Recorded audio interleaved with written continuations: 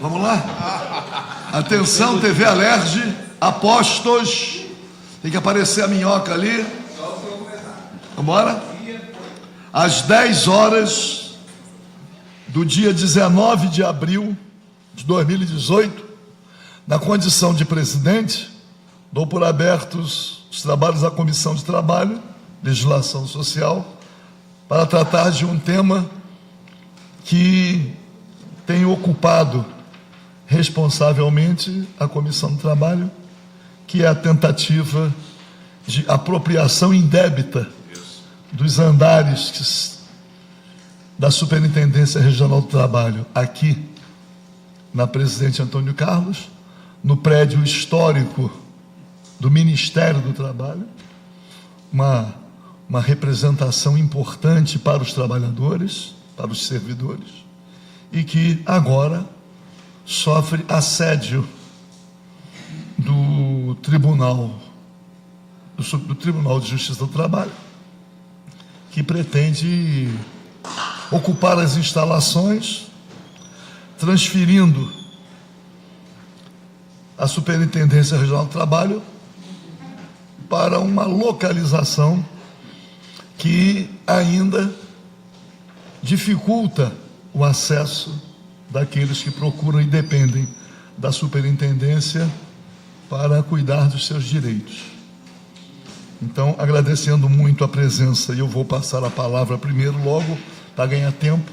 Já não é a primeira audiência pública que realizamos, já não é a segunda, e já estivemos em várias manifestações, já estivemos com o presidente do Tribunal Regional do Trabalho, já contatamos, tivemos reuniões com os sucessivos superintendentes, porque tem havido uma rotatividade muito grande no Ministério do Trabalho e, por via de consequência, na própria superintendência, o que causa uma dificuldade muito grande de interlocução, muito grande.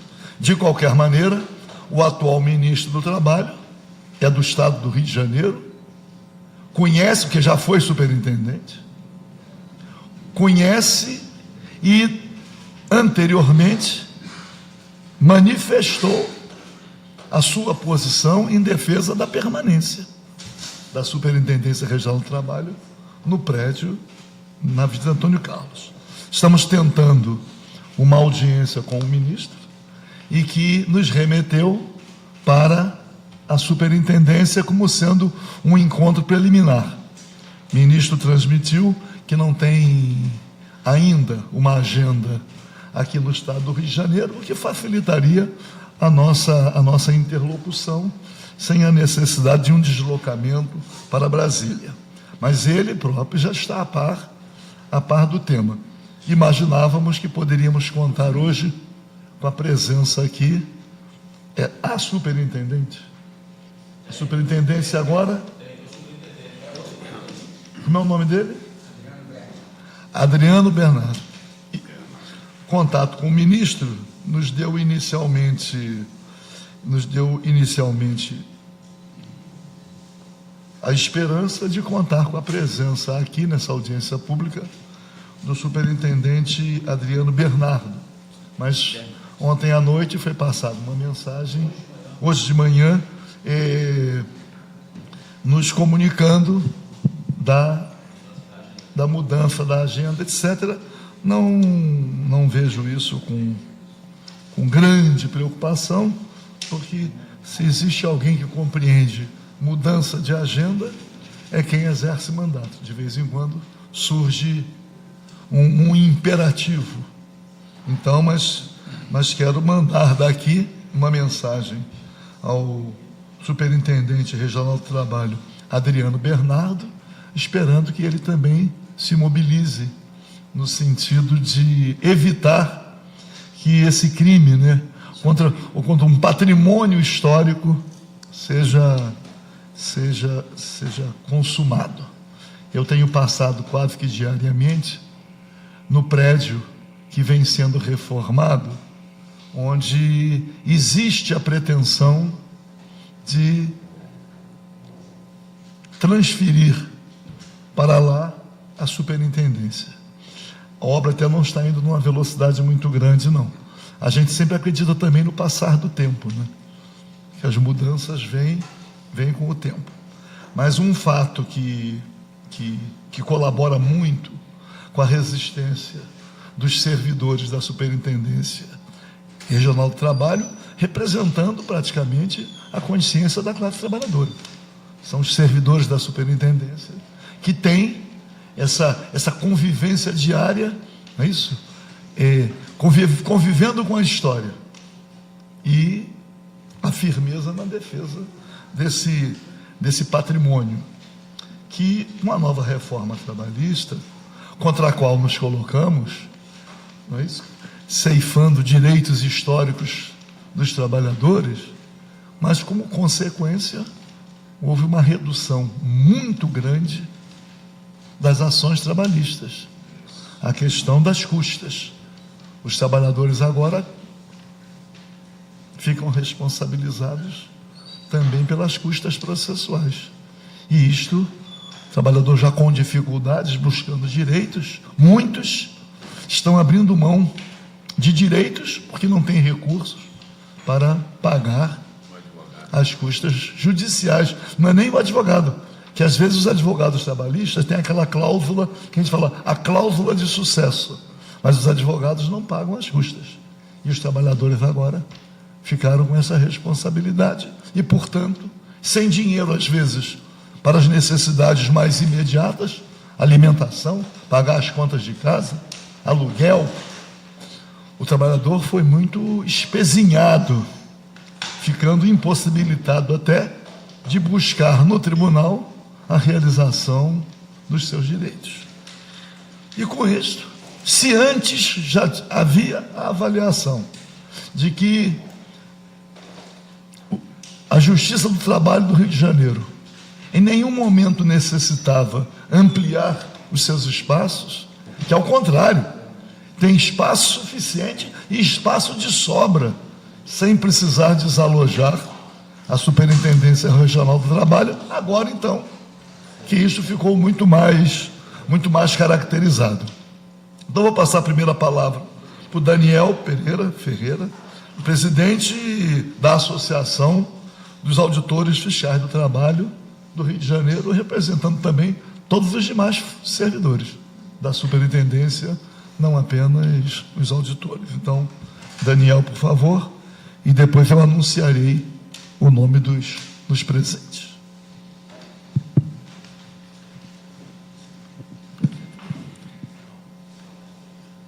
Eu quero saudar a todos aqui, em nome aqui do nosso deputado Paulo Ramos, e dizer para os colegas, para os companheiros, que esse esbulho possessório, como um companheiro nosso de luta do Sindisprev costuma sempre colocar, esse esbulho não é de hoje, ele já vem de longa data. E a resistência, ela tem sido feita desde muito tempo. Eu trouxe aqui hoje, que é uma novidade, que a gente não trouxe na primeira e na segunda audiência pública aqui, eu trouxe aqui uma novidade, que é uma matéria de um jornal, está aqui, depois se quiser a gente pode passar cópia, tá? É um jornal de 87, de 1987, em que já havia essa vontade tamanha desse tribunal, à época com outro presidente, de querer tomar posse de um prédio que foi construído em 1938 para o Ministério do Trabalho. Eu vou ler um trecho aqui que eu resumi dessa matéria, né? É uma matéria de 1987 e até hoje a gente vê que não mudou muito. No jornal Zero Hora, do dia 17 de abril de 1987, há 31 anos, isso é o que dizia a matéria, né? O jornalista Carlos Nobre redigiu uma belíssima matéria sobre a nossa atual luta, a luta pela Casa do Trabalhador, pelo Palácio do Trabalho. No jornal, O título era Trabalho, disputa pelo seu palácio de mármore.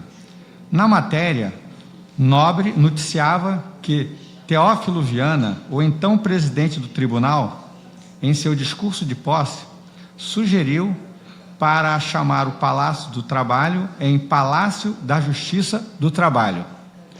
A gente vê que até hoje a resistência foi tanta que continua Palácio do Trabalho. Então não há de se falar ali, viu, deputado? Não há de se falar ali Palácio do Trabalho da Justiça, não é? Continuando aqui, a proposta dele, do presidente do tribunal e de juízes daquela casa, da época, era que a Delegacia Regional do Trabalho e seus órgãos se mudassem para outro prédio da União. O tribunal ocupava algumas salas e alegava que o prédio pertencia a eles, desde a mudança da capital federal. Olha que absurdo. Na ocasião, em 1987, esse impasse já durava 27 anos, ou seja, desde 60, somando atualmente, à época, 58 anos. Inconformado com as declarações, o administrador do prédio, que à época quem administrava o prédio do Ministério do Trabalho era o delegado. O administrador do prédio, o delegado da DRT, aquela época era a Delegacia Regional do Trabalho, Fernando Pessoa disse ao Zero Hora que o Palácio do Trabalho era um imóvel do Ministério do Trabalho, desde o período Vargas. Ele ressaltou na ocasião que quando os juízes foram despejados, à época, eles cederam salas e mais 7 andares. Depois, Pessoa completou afirmando que o tribunal queria o palácio só para ele e disse: é o mesmo que alguém abrigado num dos quartos da casa alheia querer expulsar o dono e se instalar. É o que diz o colega do Sindesprev, vou citar o nome dele aqui, está presente, o Mariano. Isso não passa de um esbulho possessório. Essa tentativa não passa de um esbulho possessório. E hoje, pasmem vocês, 2018, hoje, continua essa mesma tentativa, que a gente, com firmeza, vamos segurar esse prédio, vamos resistir. O Palácio do Trabalho sempre foi do trabalhador, e isso não vai mudar. Ele terminou de ser construído, dizia a matéria, em 20 de janeiro de 1938. Hoje, há 80 anos. Portanto, esse prédio, que foi construído no governo de Getúlio Vargas, que tem representatividade como nosso grande líder sindicalista, em sua homenagem, trabalhadores de diversas categorias, à época, ergueram um busto do Getúlio Vargas, que está hoje no saguão central do térreo do nosso prédio. Então, vejam vocês, é uma luta que a gente vem brigando, não é de hoje. A gente vem resistindo e, mais uma vez, o presidente atual do tribunal, que se uniu ao Ibis Gandra Filho, que não é mais presidente do TST, não é? Ele insiste em querer esse prédio. Quanto à obra que o presidente dessa audiência, o deputado Paulo Ramos, colocava, ela está lá tocando.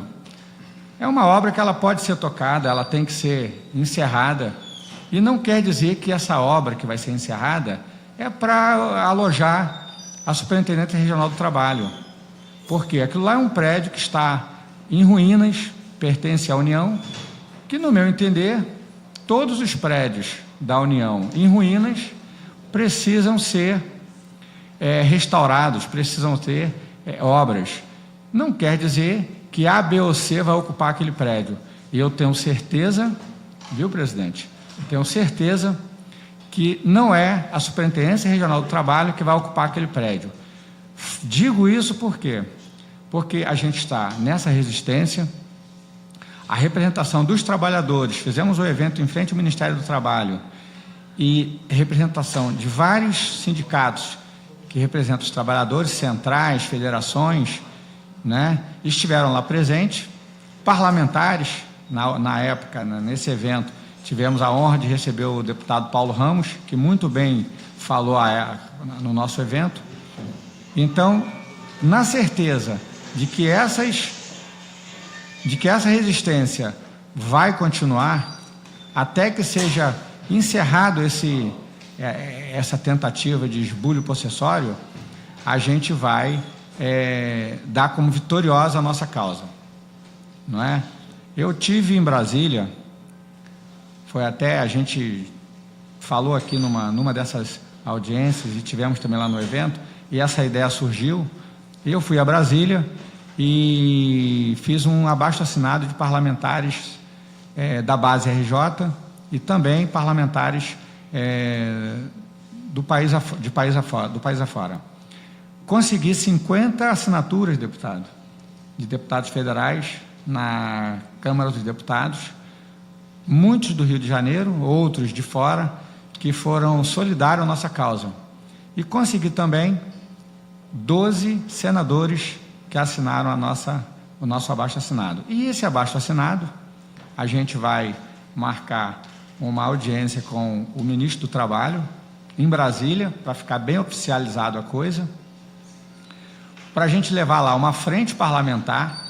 Já tem uns 10 deputados da base RJ e também de outros estados que já se comprometeram a estar com a gente lá nessa audiência com o ministro. E vamos levar também representantes das categorias, das centrais, da Federação Única dos Petroleiros, porque nós precisamos barrar esse ato político que o ministro Ronaldo Nogueira, à época, que hoje também não é mais ministro, ele assinou esse protocolo de intenções. A gente vai levar um abaixo-assinado com a frente parlamentar, com representantes das categorias de trabalhadores, para a gente, com ato político, revogar esse ato político anterior, não é? É essa a nossa intenção. Só estamos agora aguardando um momento que o Elton Yumura, o nosso ministro do Trabalho, possa abrir uma agenda dele com a gente, uma vez que agora ele acabou de ser nomeado ministro do Trabalho titular, ou seja, a caneta do homem hoje está pesada, e ele já disse para a gente, em outras ocasiões, que tanto ele quanto a deputada Cristiane Brasil, que faz parte desse grupo, né, e quanto o superintendente regional do trabalho do Estado do Rio de Janeiro, o Adriano, eles são contrários a essa desocupação da STRJ do prédio. É isso, deputado. Muito obrigado, Daniel. Vou anunciar aqui as demais presenças. Marilúcia Almeida, diretora do SINAIT.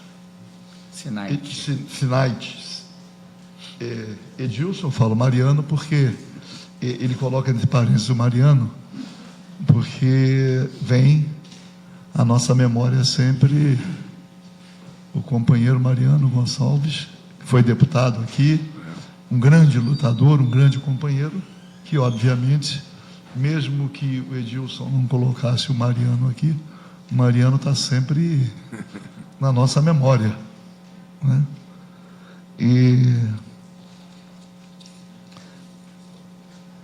Miguel Unim Ferreira, que eu sempre e também registrar o Raul Amaro Unim Ferreira, cuja história todos nós conhecemos, o sacrifício que foi imposto ao Miguel Unim Ferreira, ao Raul Amaro, não é? E sempre que encontro o Miguel, obviamente a resistência, a luta para que pudéssemos hoje também estar respirando esses últimos ares, talvez, de democracia, porque a ameaça é muito grande. Então, o Raul Amaro foi um dos sacrificados, né? E eu já disse ao Miguel que fica para mim impossível. Eu diariamente me lembro do Raul Amaro, porque eu moro na rua Raul Amaro Unim Ferreira. Então, diariamente eu entro na rua, o olho bate na placa. Então, eu fico lembrando que muitos, né? Muitos foram sacrificados, lutaram, banidos, exilados, mortos, torturados, como foi o caso do Raul Amaro, para que hoje nós estivéssemos aqui ainda na resistência, porque os golpistas de sempre estão a postos e estão no poder, e muito articulados no Legislativo, pela deposição da Presidente da República, articulado no Judiciário, da Corte Maior, articulado com o grande capital, o tal do pato amarelo, não é isso? Eles estão articulados, tentando, inclusive, conduzir o processo político de modo a que eles possam, pelo voto popular, recuperar o poder. Que eles estão no poder hoje através de um golpe, sem o apoio popular. E a próxima eleição, que corre risco, vai oferecer ao povo brasileiro a possibilidade da resposta. E eles vêm industriando de todas as formas para criar um campo favorável para que dificulte a manifestação popular. Eles não têm candidato à presidência da República, correm o risco de perda da maioria expressiva que hoje tem no Congresso Nacional, e eles estão aí cuidando de tudo no sentido de tentar zerar o processo eleitoral. Quer dizer, a prisão do Lula, a transferência da situação do governador Geraldo Alckmin para o Tribunal Superior Eleitoral, as coisas estão se encaixando de acordo com o propósito de manipulação da vontade popular, patrocínio dos meios de comunicação, especialmente o Sistema Globo. Então eles estão aí se agarrando, né, na bandeira surrada da corrupção, que ninguém pode ser favorável à corrupção. Mas eles que são os grandes corruptores e grandes corruptos, eles procuram se agarrar a isto no sentido de... Eu estou aqui falando da superintendência, né, porque lá tem o gabinete, né, do João Goulart, ministro do Trabalho, e vocês sabem, e eu sei disso, que quando foi ministro do Trabalho, Carlos Lupe fez uma grande reforma nas dependências, né, isso de modo a restabelecer, eu digo assim, padrões de dignidade, aquele ambiente histórico, né? Mas eu me lembro do velho Brizola. O velho Brizola dizia assim: eles manipulam, eles fazem tudo, mas existe na consciência do povo alguma coisa indecifrável, que o povo, quando se manifesta, o povo dá a resposta. Por mais que eles manipulem, em um outro momento eles até conseguem. Quando conseguiram eleger Collor de Mello, ou quando conseguiram eleger 2 vezes o traidor Fernando Henrique Cardoso. exatamente. Mas o povo se recuperou, compreendeu e impingiu 4 derrotas sucessivas. Perderam 4 eleições sucessivas e tudo indicava, como indica, que perderão a próxima. E aí não se conformaram, deram o golpe. Porque, com todas as dificuldades, aí temos que reconhecer, com vários erros inclusive, veja bem, que coisa interessante, né? Na composição dos membros do Supremo Tribunal Federal.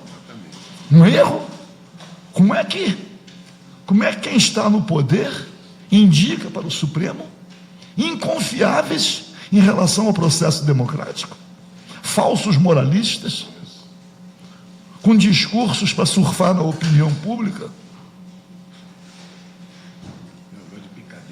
Então, são as alianças feitas em homenagem à governabilidade.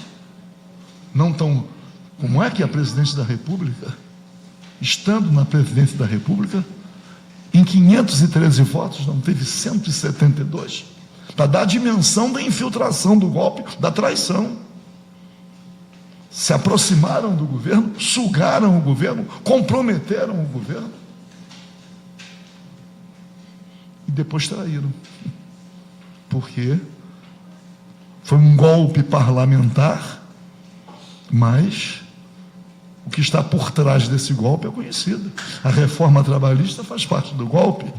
A mudança do marco regulatório para entregar o petróleo na camada do pré-sal, a proposta agora de privatização da Eletrobras, o desmonte da Petrobras como um todo, não apenas a entrega do petróleo na camada do pré-sal. Agora, o grande salvador da pátria é o senhor Pedro Parente, com uma trajetória de vida conhecida, completamente comprometida com aquilo que não é o interesse nacional, sendo chamado agora para ter uma dupla função: continuar presidente da Petrobras, desmontando tudo que pode, entregando tudo que pode para presidir o conselho da JBS. Está lá, está nos jornais de hoje. Então, o quadro é muito... Porque, na verdade, o golpe foi dado não pelos erros. O golpe foi para frear os acertos. Os acertos, não é isso? Uma melhor distribuição da renda, o consumo nas massas populares aumentando, a superação, agora estava no IBGE, 1,5 milhão de miseráveis a mais. Estava outro dia no jornal. Então, e esse ministro do Tribunal Superior do Trabalho, que presidia, e tem a ver com o caso, o Ives Gandra Martins Filho, tem um DNA conhecido, né? DNA conhecido. E ele próprio enfrentou a resistência dos juízes do trabalho, que os juízes do trabalho eram contrários à reforma trabalhista. E ele, presidindo o TST, se manifestou favorável. Não teve nem a decência de silenciar. Patrocinou a causa do capital contra o trabalho, presidindo o Tribunal Superior do Trabalho. Quer dizer, então, esse é o ambiente no qual estamos mergulhados. Deixa eu ver mais aqui. Márcia dos Santos está aqui também já. Luiz Fernando. Mais alguém vai fazer uso da palavra? Dentre os... Pois não, então, por favor. Depois o Miguel vai. Miguel, tá legal. Alô? Miguel. Tá ligado? Tá ligado? Tá ligado. Mas eu posso falar também isso. Tá. Meu nome é Luiz Fernando Rodrigues de Carvalho, sou membro da direção estadual da Central Sindical Popular, CSP com Lutas. Eu vi o convite pelo Zap, aqui estou presente. Então, nós temos que, rapidamente, fazer uma avaliação e entender por que nos encontramos nessa ameaça em relação ao Ministério do Trabalho, em relação a esse serviço importante prestado à população e que está sendo atacado. Isso não é à toa. Nós estamos vivenciando, desde 2007 e 2008, uma crise mundial do grande capital. E essa crise coloca para nós, trabalhadores, que o capital, que os governos que o representam, não mais farão concessões aos trabalhadores.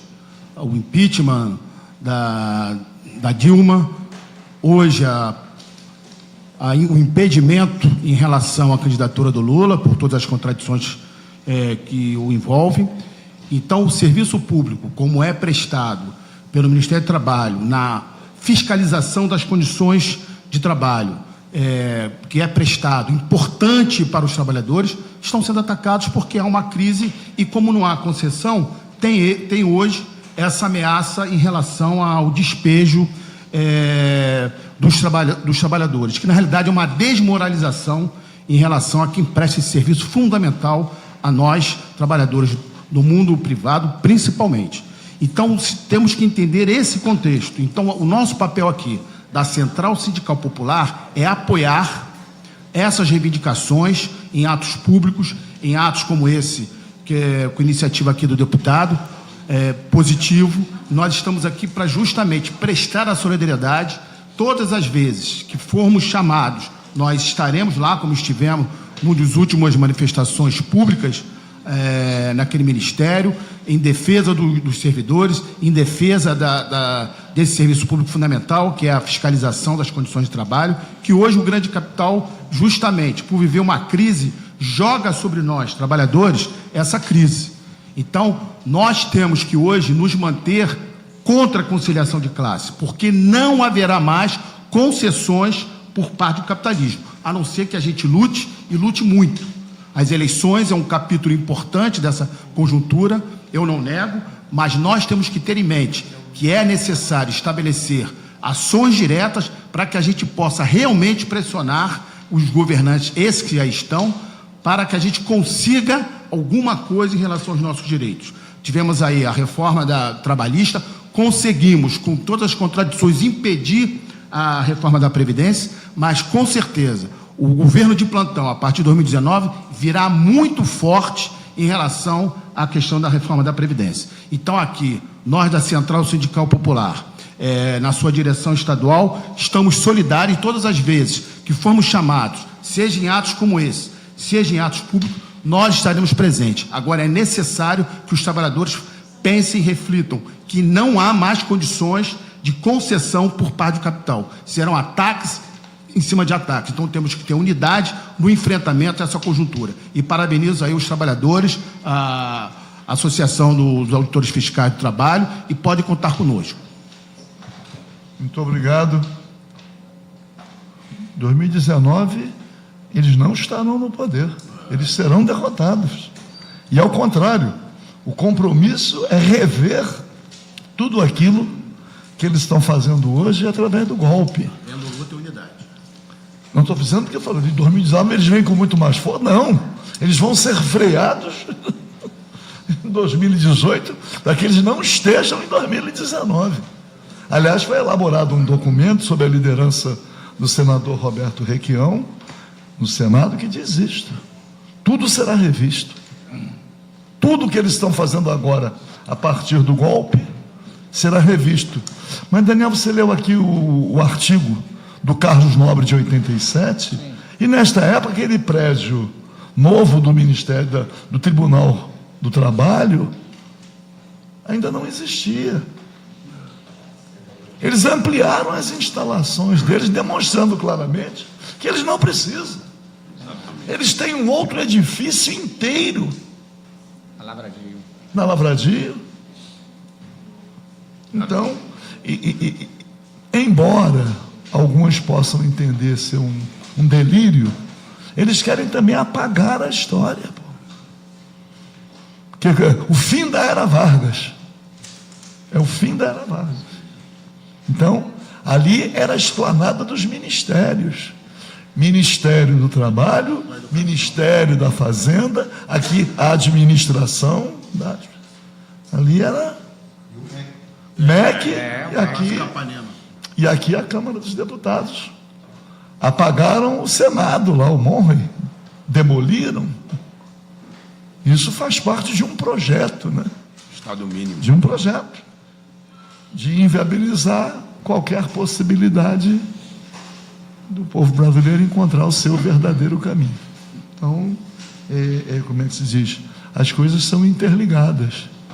Diz assim, então essa luta não é uma luta pequena, não é uma luta simplesmente por 3 andares. Isso aí. Não é isso, não. É isso também. É não aceitar, não é isso? Ser despejado pelo inquilino. Exatamente, é Não a é inversão. Na inversão. Então, o Miguel, por favor. Miguel Nim Ferreira.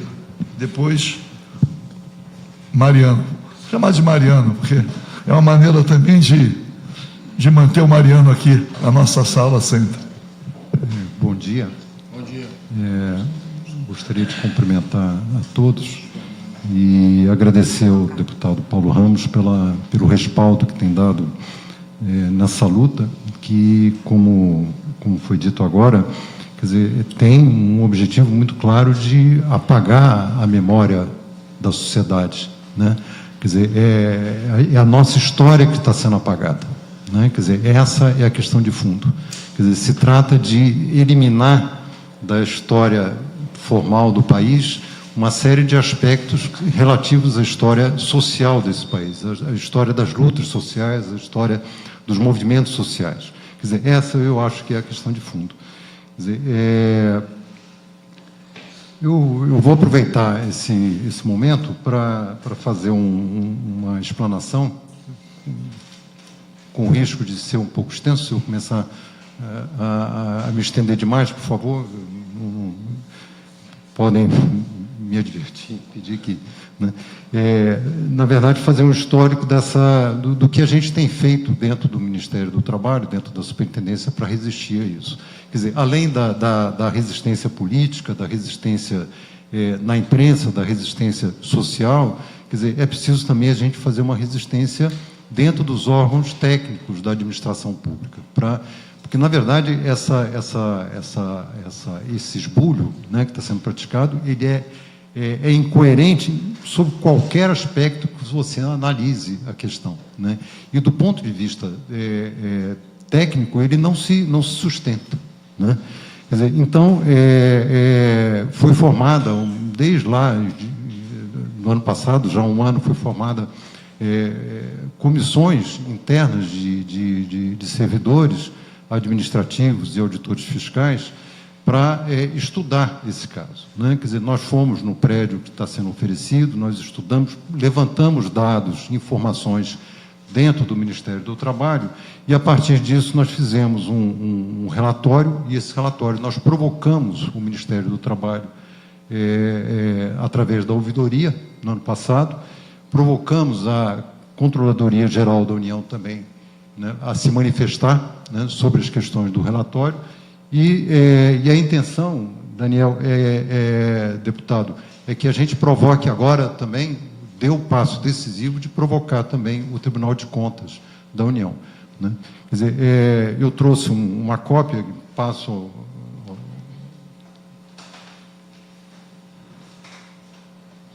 uma cópia do dossiê que nós estamos chamando, quer dizer, em que tem, então, todo um conjunto de informações. Quer dizer, resumidamente, né, tentando, quer dizer, estão querendo nos tirar de um espaço de 8.100 metros quadrados, né, de atendimento à população, e estão querendo nos entregar um espaço de 4.500 metros quadrados. Né? Quer dizer, essa é a realidade. Quer dizer, o espaço que está sendo oferecido à superintendência é um espaço de 4.500 metros quadrados.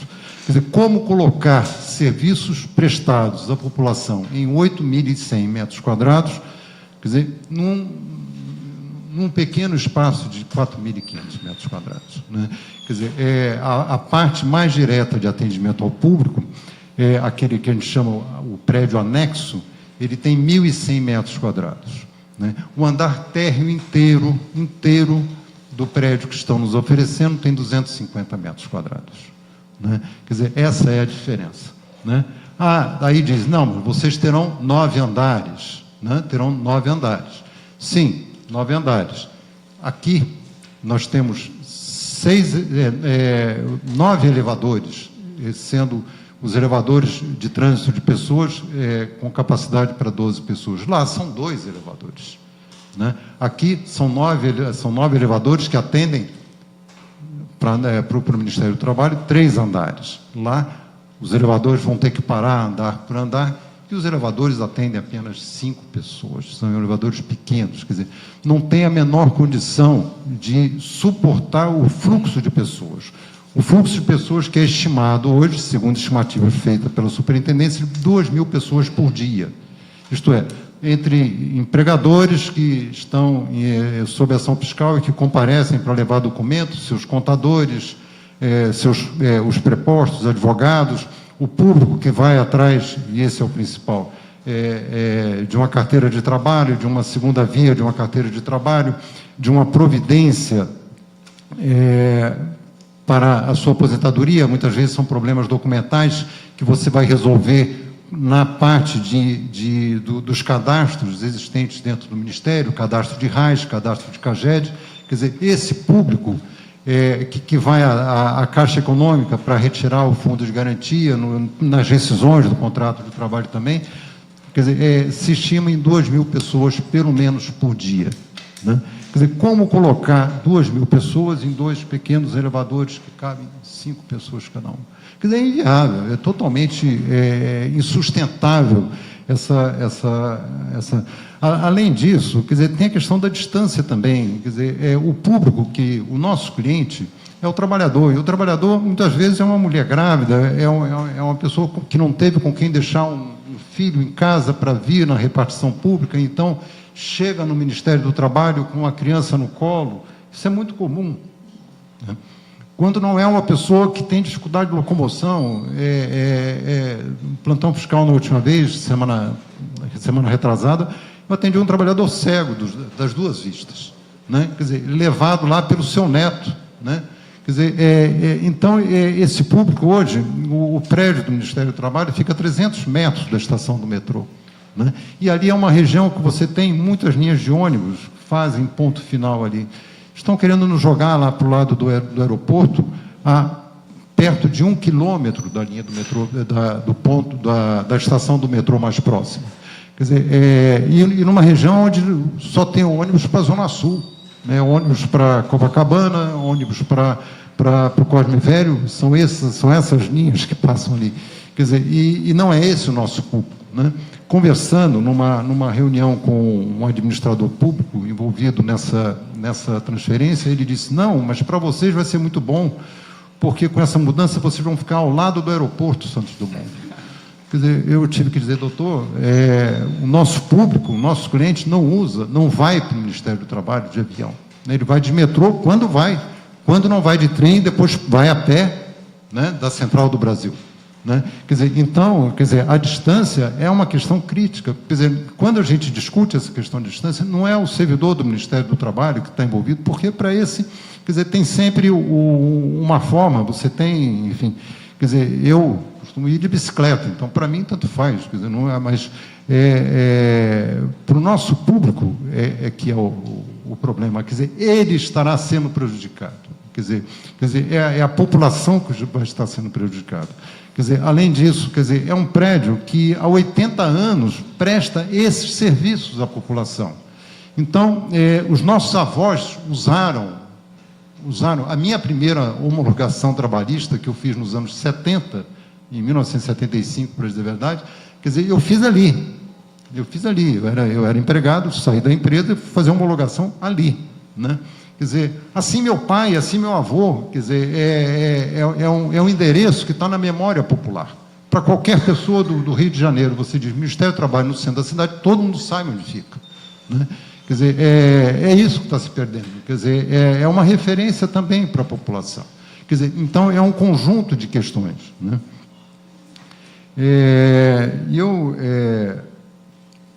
queria apenas, para completar, quer dizer, dizer que eu acredito nessa análise feita pelo deputado, de que, na verdade, isso é mais um passo, assim como a reforma trabalhista, assim como a reforma da Previdência, assim como a invasão sobre o patrimônio social, que hoje é um patrimônio público, representado pela Petrobras, pelo pré-sal, pelas riquezas desse país. Quer dizer, é um assalto também, é um assalto que está relacionado também ao tal do golpe, né? Quer dizer, nele está envolvido também um superpoder que acabou sendo conferido ao Poder Judiciário, né? Quer dizer, no esforço da Constituição de 88 de garantir a vida democrática, garantir a democracia nesse país, os constituintes acabaram talvez errando na dose e deixando o Poder Judiciário sem controle, né? Quer dizer, é o que a gente tem hoje. Quer dizer, então eles invadem todos os espaços, eles querem, porque querem aquele prédio, né? Quer dizer, ontem, ainda conversando com um servidor do próprio Poder Judiciário, ele disse: olha, a gente não tem a menor necessidade nesse prédio, não temos necessidade, uma readequação de espaços resolve o nosso problema, porque lá está cheio de espaço vazio naqueles andares todos, né? Mas eles querem porque querem, né? Quer dizer, então é isso. Agradeço. Eles não querem conviver com o povo. Mas agora o nosso Mariano, Edilson. Primeiro, nosso querido deputado, eu queria lembrar um fato que vai ficar ad eterno na minha memória. Quando nós nos deitamos na porta do IASERJ, 11 horas da noite, para impedirmos a derrubada daquele hospital. Por que eu estou falando isso? Porque na sua última fala, tu fizeste alusão à questão de que eles querem ampliar o domínio. Então, ali o pretexto, o escopo usado é de que iriam ampliar as instalações do INCA, e hoje nós testemunhamos em loco, que o hospital está no chão, enquanto o INCA está completamente sucateado. No que concerne à questão do Ministério do Trabalho, o esbulho possessório, eu sou intérprete do maior bloco do mundo, que é o Cacique de Ramos, sou cantor, compositor, todo mundo me conhece nas rodas de samba, mas eu tenho um vício, que é ler aquele livrinho de camelô.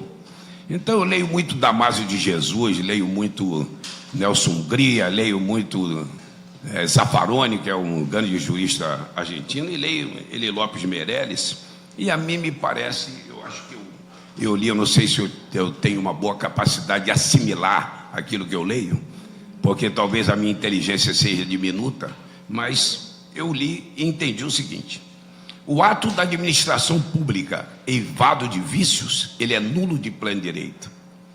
E quando você tenta, com o animus domini, quer dizer, com a capacidade, o pretexto de ser dono, a hipótese de ser dono, o factoide de ser dono, expulhar da posse o verdadeiro dono, aí é a ilicitude do fato.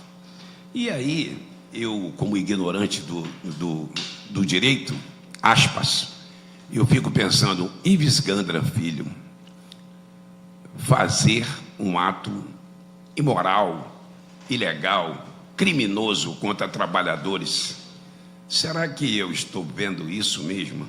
E aí eu sinto inveja do cego, porque não é obrigado a ver esse tipo de coisa, e do surdo e mudo, porque não é obrigado a ouvir sandices. Companheiros, eu aos 61 anos tenho um lastro, permissa vênia, no combate a esse tipo de prática esbulha, em que esbulham os nossos direitos e vilipendiam os nossos direitos. Desde 2001, acompanho a questão do Ministério do Trabalho. Como acompanho o processo de desmonte dos hospitais do Rio. E o órgão que eu trabalho, se vocês não sabem, as juntas de recurso, é bom ficar nos anais dessa casa, ela presta um serviço ao povo do país inteiro, aonde o indivíduo que não tem condições de pagar um advogado, ele tem condições de pleitear a sua aposentadoria, o seu benefício e a sua pensão por morte. São as juntas de recursos. Esse trabalho não é divulgado. Eu quero pegar esse gancho aqui para divulgar. Este trabalho é Pedro Lessa, 36, terceiro andar, nobre deputado, aonde todos os trabalhadores, e vocês são trabalhadores, todos que estão aqui, quando tiverem algum benefício negado pelo INSS, o único mecanismo jurídico para se rever esse direito são as juntas de recursos. Porque exaurida a fase administrativa, se vai para a fase judicial. Mas eu quero me ater ao problema do Ministério do Trabalho em particular. Primeiro, quando o ministro Lupe era ministro do Trabalho, ele vinha sistematicamente ao Rio para ouvir as demandas do Ministério do Trabalho. Correto. O que nós temos tido é uma rotatividade de ministros e de superintendentes, e com isso o enfraquecimento proposital da instituição. Lendo assim, sem prolixidade, com a pureza da alma, eu acho que isso aí é um processo que se chama Estado mínimo. É o que está acontecendo dentro do INSS, é o que acontece no Ministério da Fazenda, do Trabalho, da Previdência. E aí a gente fica sujeito a esse tipo de comportamento, onde as pessoas pusilanimemente, porque o indivíduo tem para ser pusilânime, é ele ficar inerte. Essa é a sinonímia da palavra. Então, o que acontece? A gente entende e visualiza que a OAB, a CNBB, ABI, são órgãos criados na defesa do Estado de Direito que nada fazem para proteger os servidores do Ministério do Trabalho, Previdência, Saúde e por aí adiante. Se nós não nos resistirmos, nessa questão do Ministério do Trabalho, o único cidadão que pode falar de todos vocês que estão aqui sou eu. Por quê? Eu trabalhei lá na General Justo 275, eu trabalhei 10 anos na General Justo 275. Aquela época, nobre deputado, existiam, vocês sabem disso, a mão dupla ali em frente ao terceiro comar, não é? Os ônibus vinham, os carros e iam também. Agora só existe uma mão única. Então, na minha época, os banheiros já eram insuficientes. Os elevadores, olha que eu estou falando do ano de 2000, quando eu trabalhei na LBA, Legião Brasileira de Assistência. Naquela época o deslocamento já era muito difícil e as instalações eram péssimas. Ora, se nós estamos em 2018, nenhuma obra vai conseguir fazer com que se tenha um ambiente adequado ao desempenho da função pública. E o Ministério do Trabalho, ele é um órgão que desempenha um papel único de defesa dos nossos direitos, da emissão de carteiras, da onde nós tínhamos a defesa intransigente do trabalhador nas reclamações trabalhistas e que nos foram retirados por essa reforma trabalhista. A reforma trabalhista foi um crime contra o trabalhador. E não se iluda, companheiro Luiz Fernando, porque eu acho que eles não vão esperar 2019, não. De uma hora para outra, eles vão voltar com essa reforma da Previdência. E nós temos que estar atentos a isso. Porque se retirarem os direitos nossos, que já são N vezes retirados, eu quero lembrar da MP 41, que alterou a aposentadoria. Um exemplo bem simples. Eu entrei em 1/11 de 77. Então, a regra na minha época era 53 anos se homem, 48 se mulher. Vocês todos devem saber disso. E 55 anos de idade. Hoje nós temos 60 anos de idade e 35 de efetivo exercício. Aumentaram e agora querem nos jogar para 65 anos e 48. Não é isso? Os 48 da mulher vão para 60 e nós de 60 para 65. Isso aí ninguém vai desistir disso, não. É um governo golpista composto por pessoas sem caráter, sem dignidade. E o que mais me causa espécime, que me deixa enojado, desculpa a expressão, é ver um Supremo aonde todos nós temos no Supremo o espelho da justiça, e ali se perpetra contra o cidadão todo tipo de injustiça, onde existe a parcialidade, onde existe a maracutá escusa e o beneficiamento dos apadrinhados. Companheiros, esta casa aqui, apesar de estadual, tem o dever também de labutar em defesa daquilo que é a única coisa que o cidadão tem, que é o Estado de Direito. A nossa Constituição é uma tábula rasa.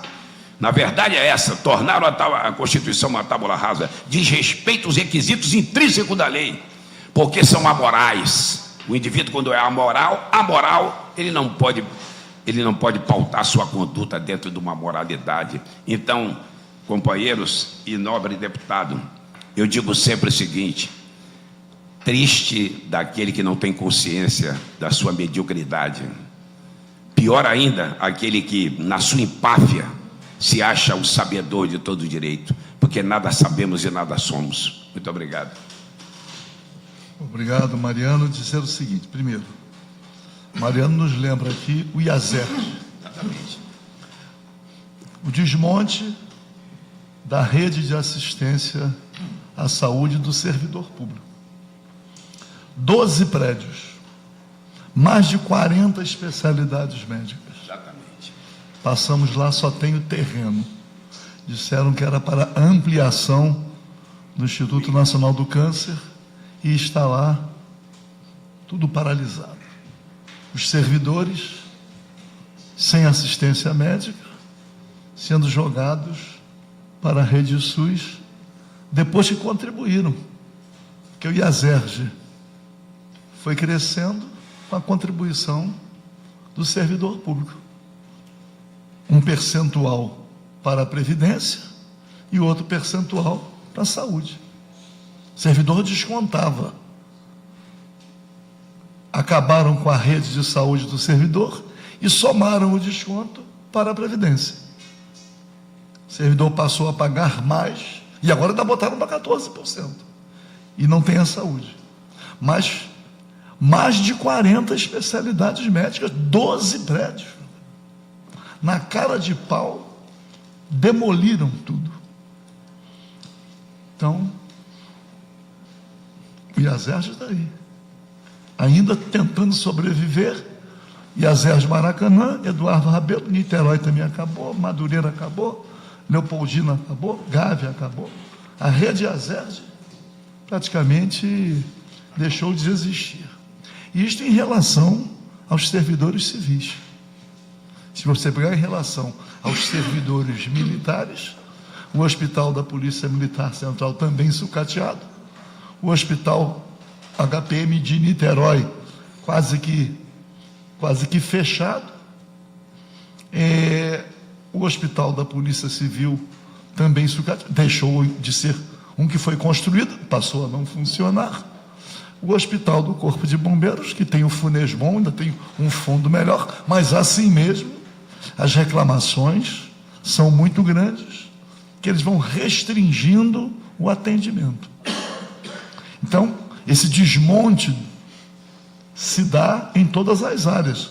Mariano aqui nos lembra o IASERJ, mas o Instituto de Infectologia São Sebastião, ali no Caju, imaginar que uma dengue, chikungunya, a tuberculose voltando, e o Instituto São Sebastião no Caju ia completar 120 anos.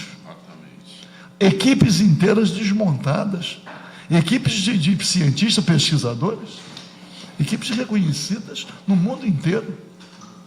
No último ano em que o Instituto São Sebastião funcionou, tratando no caso da dengue, tratou de quase 2.000 infectados, nenhum óbito. Exatamente. Hoje, está lá. Não existe mais. Falando que os servidores não tinham segurança. Então, quer dizer, o desmonte, quando a gente fala como é que se diz? É a transferência de responsabilidades públicas para a iniciativa privada. O Estado transferiu para a Prefeitura o Hospital Pedro II, Rocha Faria, Albert Schweitzer, a Prefeitura assume e entrega para o MAOS. Então, enfim, e achei, quero dizer, que foi importante também recuperar aqui as atribuições da Superintendência Regional do Trabalho, os auditores fiscais com o pessoal administrativo, a proteção ao trabalhador, a questão das fiscalizações, o trabalho escravo, o trabalho insalubre, os acidentes de trabalho. Quer dizer, e ainda, porque ao mesmo tempo em que eles querem desalojar, não realizam novos concursos, eles vão enfraquecendo, eles vão aniquilando a atividade, porque eles não complementam os quadros, quer dizer, isso está tudo, é um processo, né? Que, então, recuperar aqui, que não é a disputa só de um prédio, não é isso? É a disputa de uma localização importante do processo histórico, mas a preservação das atividades de interesse dos trabalhadores. É bom que isso fique. E eu quero fazer um registro, eu tenho uma contribuição que dei naquela obra. Quando cheguei lá na inauguração, eu vi que o retrato do Jango era um retrato que eu considerei muito pequeno, e eu tinha no meu gabinete, troquei.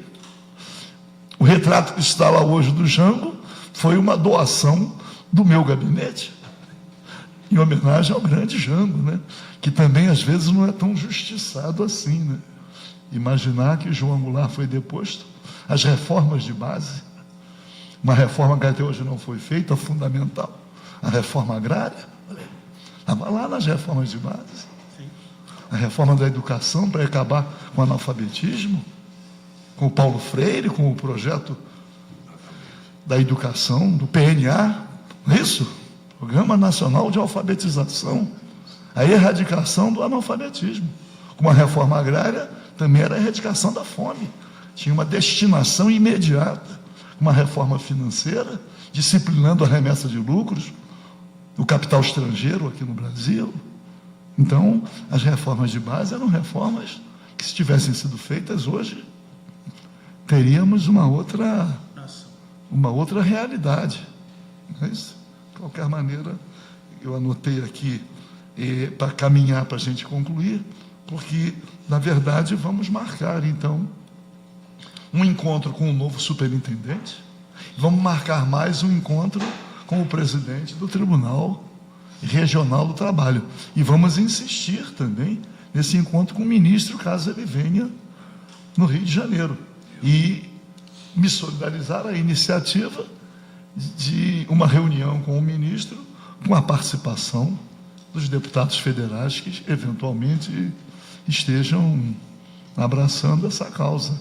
Eu ontem recebi aqui no meu gabinete concursados para o INSS, concursados, aprovados, lutando, né, para que tenham o ato de investidura, sejam nomeados.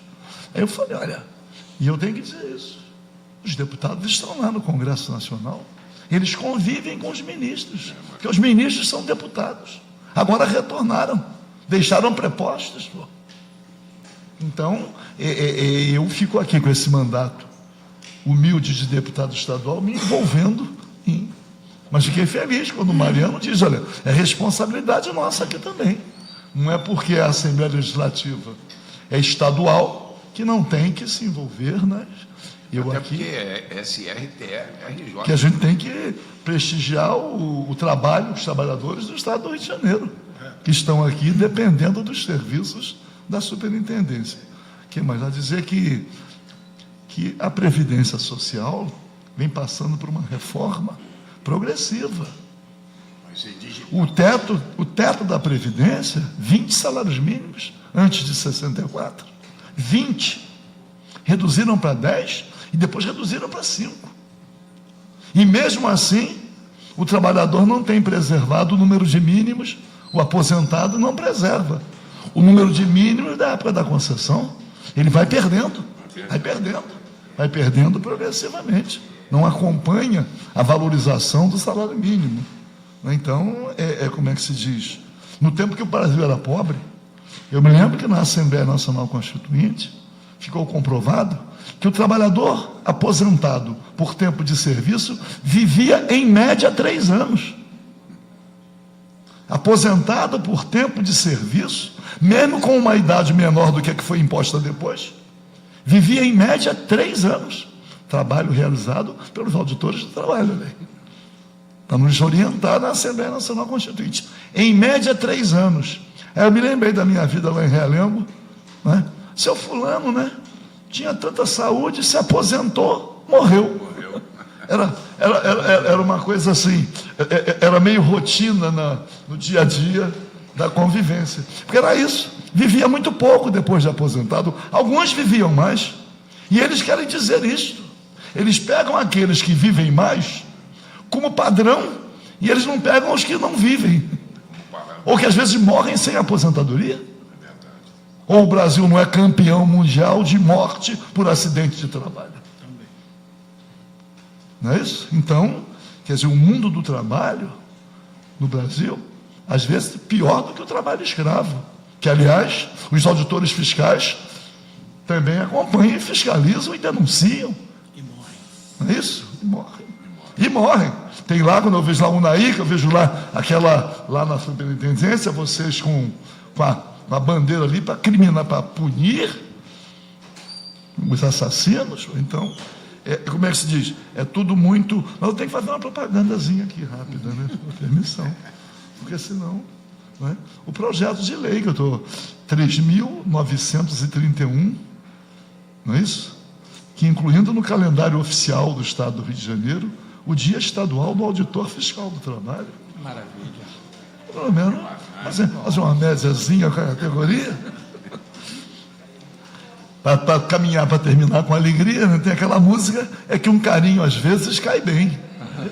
Então, a gente tem que fazer um carinho, né? Carinho em quem merece. Aliás, todo ser humano merece carinho.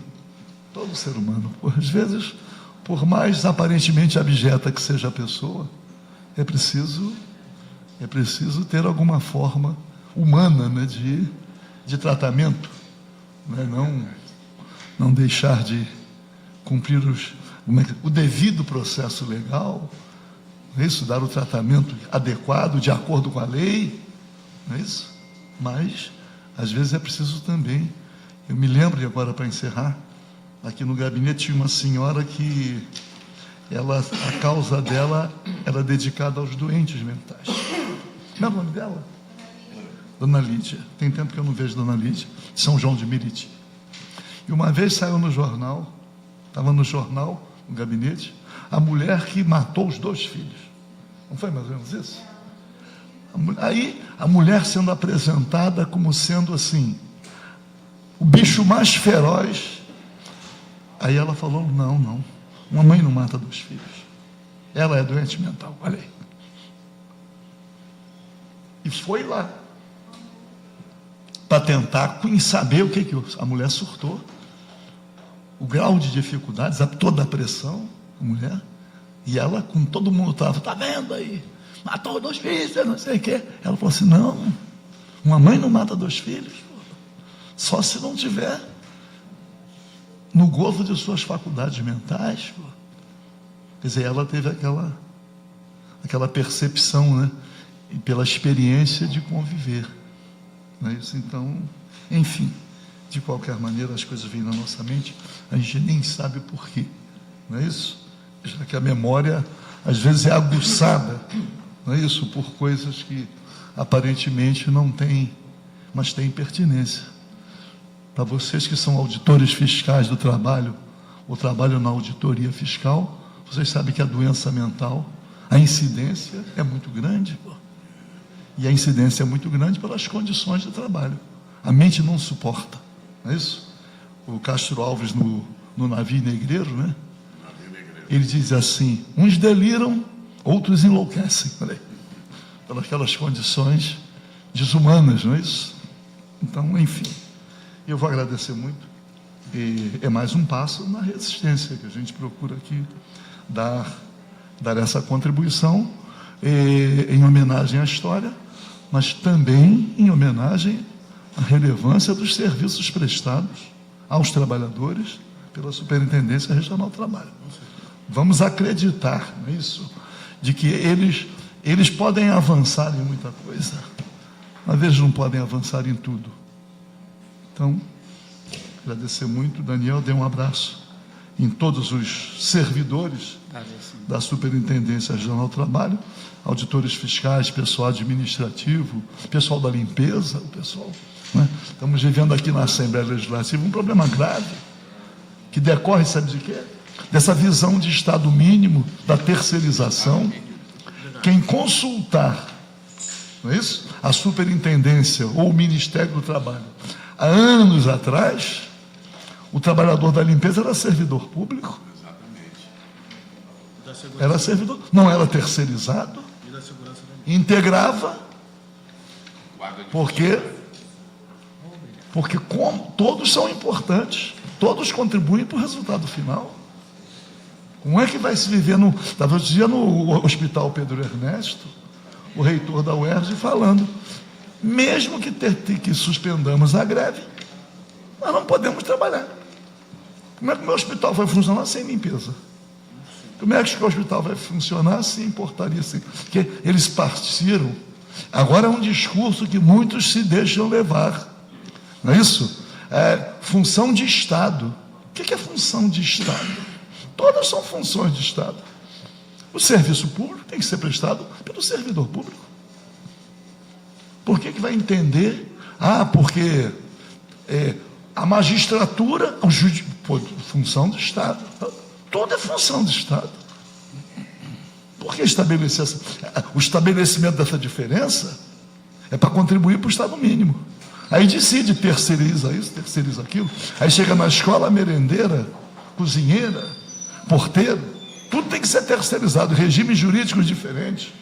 Aí a empresa não paga, não tem limpeza, não paga, não tem comida, aí não tem aula, não tem...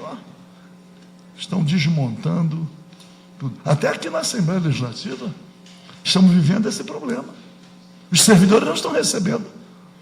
Eu que presido a Comissão de Trabalho falo, aqui não pode acontecer isso, mas está acontecendo. Aí conseguimos, retém o dinheiro para pagar os trabalhadores. Mas também não pode pagar, que a lei não permite. Que a empresa tem que apresentar documentos. Aí não apresenta. Então fica um impasse. E aí eu proponho, a casa tem que contratar diretamente. Não, mas contratar diretamente fica com problema depois na Justiça do Trabalho. Mas fica com problema se não cumprir com suas obrigações trabalhistas. Se cumprir, não fica. Exatamente. Não é isso? Quer dizer, é um debate do dia a dia. Está acontecendo agora na LERJ. Estão aí sem receber. E muitos não têm dinheiro para vir trabalhar. Mas eu convivi com essa terceirização, presidindo a Comissão de Trabalho. Por vezes a empresa paga a sua passagem. O jeito, com medo de perder o emprego, ele recebe só o dinheiro da passagem, mas não recebe salário. É pior do que o trabalho escravo. Enfim, vamos lá. E aí dizer que em inúmeras vezes a Comissão de Trabalho recorre aonde? A Superintendência Regional do Trabalho, pedindo uma fiscalização especial, que realiza, às vezes com todas as dificuldades, que o número de auditores fiscais é muito pequeno para todo o universo que tem que ser fiscalizado. Quer dizer, então, de qualquer maneira, vamos lá. Usando aquela expressão que eu usava quando eu tinha a idade das damas, né, que todos são muito jovens, a luta continua. Vamos lá. Vamos salvar a permanência da Superintendência Regional do Trabalho no prédio histórico do Ministério do Trabalho, onde tem lá a raiz, né? A raiz da conquista dos trabalhadores por seus direitos. Muito obrigado. Está encerrada a nossa presença.